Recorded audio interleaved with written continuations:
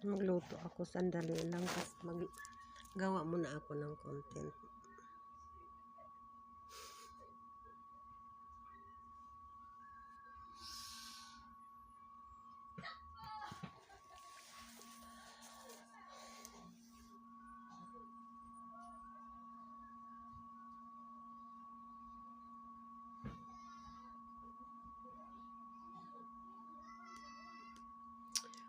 Magsaing ng bigas, magluto ng isda, yun lang man ang gagawin. Ako, bakit kaya palaging kumakain ng tao?